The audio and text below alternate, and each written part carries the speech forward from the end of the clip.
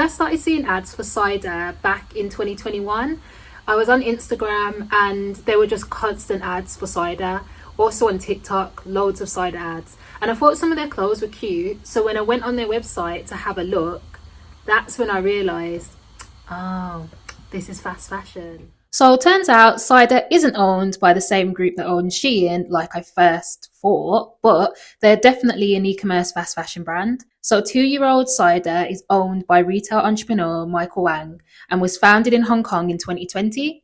Cider has over 500 employees globally and ships worldwide. So Cider's brand is very social media driven, and collaborating with influencers is key to their strategy, which makes sense when you realize that their target market is mainly Gen Z. Cider uses the fast fashion business approach.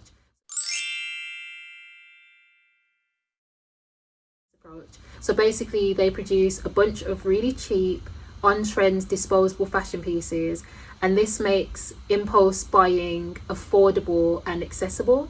And generally their target audience is Gen Z, and Gen Z generally have less money to spend on fashion but are also more financially impulsive. So this is like the perfect demographic for fast fashion. One of the major ways that cider differentiates itself from its main competitor Shein is its aesthetic. I feel like Shein is more so similar to like Amazon Marketplace, where it's just like this hodgepodge of all these different products. Literally you can find like women's fashion, pet accessories, you can find homeware, gardening tools, like it's like a marketplace, like anything and everything. Whereas cider is specifically women's fashion. It's more so a younger demographic. I'd say like probably like preteen to early 20s. It seems like it's mainly focused at Gen Z, and the way that it groups its collections, it's like they have these like thematic collections. Here we have Cider's landing page, and here you can see that they have themed collections and they're designed around a trend aesthetic or a core. It's very clear that cider is very much in tune with its target market, which is Gen Z, and how this group consumes fashion, the cultural trends that exist within this group. You can see it in the way that cider utilizes influencers and how it manages its social media.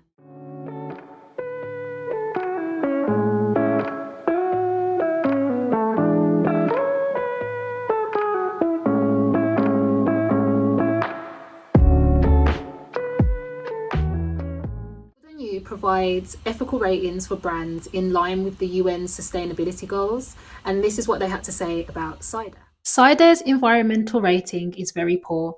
It uses few eco-friendly materials. There is no evidence it reduces its carbon and other greenhouse gas emissions in its supply chain.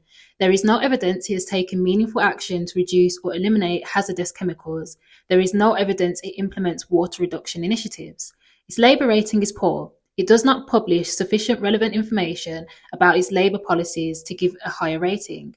As a shopper, you have the right to know how its products impact on its workers. Its animal rating is it's a star. There is no evidence it has an animal welfare policy. It uses wool. It does not use leather, exotic animal hair, fur, down, angora, or exotic animal skin.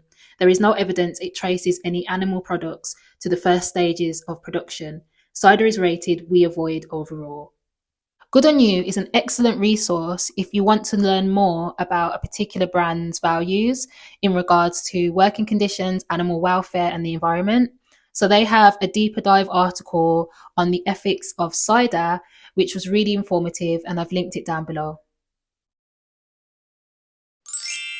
When I was researching this video on cider, I saw that there was some drama not too long ago around some cultural appropriation claims. And this was to do with cider apparently culturally appropriating the qipao. The qipao is a traditional one-piece Chinese dress that's been worn in China since the 17th century. Cider responded with an aesthetically on-brand Instagram post you can see here. So they claimed that it wasn't cultural appropriation, but appreciation, as the styles were created by their Chinese in-house designer who was inspired by the film In the Mood for Love. I feel like Cider's response is very much in line with the general expectations of their target market, who are mostly Gen Z. And I think Gen Z have spearheaded this call out culture movement, whereby if a brand makes a faux pas, they are expected by consumers to make a public statement addressing it and apologize. So whether it's sincere or not, I feel like this is the route that Cider has taken, and I think it's been good for their damage control. Even though their apology does come off a bit cheesy and cliche. Alongside the cultural appropriation drama, Cider has also been accused of stealing designs from small independent fashion designers.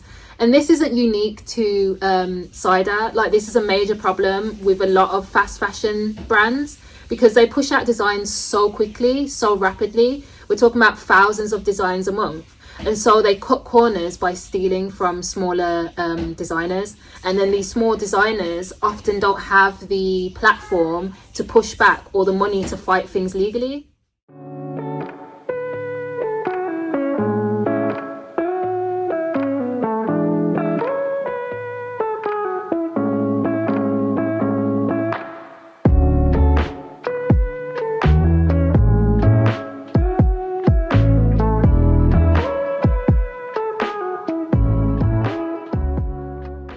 Stealing designs is just one of the methods employed by fast fashion brands in just like their daily operation. That was my quick rundown on Cider, who they are, what they do, whether they're like in some way connected with Shein, which they're not.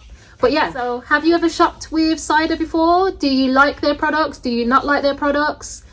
Tell me, let me know in the comments. And if you like this kind of content, please feel free to like, comment, subscribe, and I'll see you again soon. Bye.